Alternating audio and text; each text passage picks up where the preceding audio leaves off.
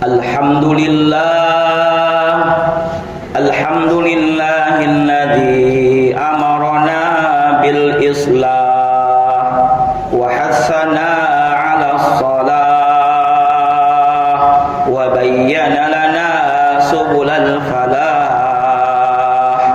Ashhadu an la ilaha illallah wahdahu la syarika lah wa ashhadu anna sayyidana Muhammadan abduhu wa rasuluh la nabiyya ba'dah. Allahumma salli wa sallim wa barik ala sayyidina Muhammad wa ala alihi wa sahbihi ajma'in. Amma ba'du, faya ibadallah, usikum wa iyaya bitaqwallah, faqad fazal muttaqun. Wa'lamu anna Allah ta'ala yaqulu fil Qur'anil Karim wa huwa asdaqul qailin. A'udzu billahi samii'il 'aliim minasy syaithaanir rajiim. Bismillahirrahmanirrahim. Ya ayyuhalladzina amanu taqullaha wa qulu qawlan sadida yuslih lakum a'malakum wa yaghfir lakum dhunubakum wa may yuti'illaha wa rasulahu faqad faza fawzan 'azima. Sadaqallahul azim wal ma'na Allahu a'lam bimuradi. Ma'asyiral muslimin wa zumratal mu'minin, sidang Jumat yang mudah-mudahan senantiasa ada dalam rahmat dan ridha Allah Subhanahu wa taala. Mengawali khutbah Jumat pada kesempatan Jumat pekan pertama di bulan Jumadil Ula 1445 Hijriah ini, khatib berwasiat kepada hadirin dan tentunya kepada pribadi khatib sendiri untuk senantiasa meningkatkan kualitas ketakwaan yang didasari dengan keimanan yang sebenar-benarnya dengan cara imtithalu awamirillah wajtinabu nawahi, menjalankan segala perintah Allah dan menjauhi segala larangannya.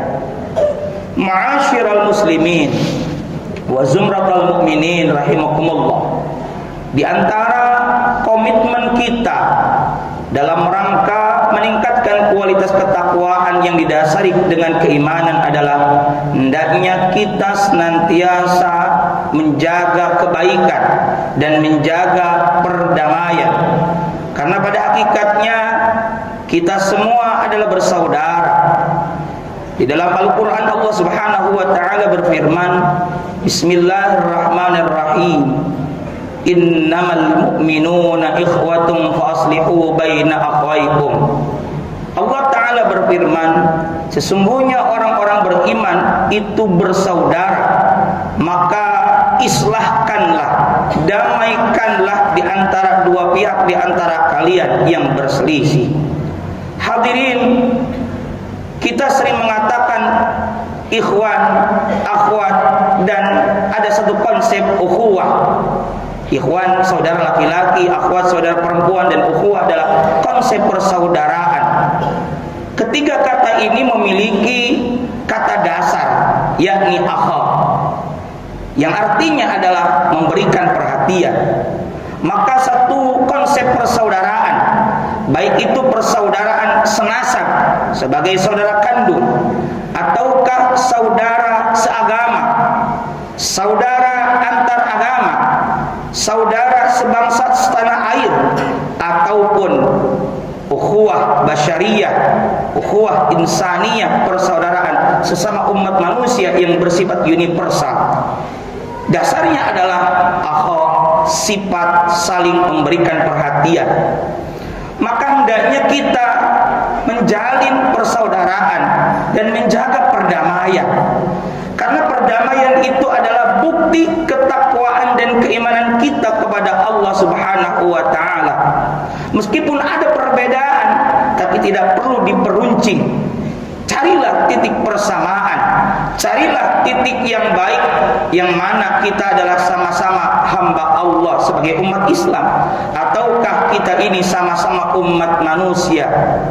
Kita memaklumi Allah Ta'ala berfirman, Bismillahirrahmanirrahim, Ya ayyuhan nasu, hai sekalian manusia, Inna khalaqnakum min dzakari wa unsa, sesungguhnya kami telah menciptakan kalian dari laki-laki dan perempuan.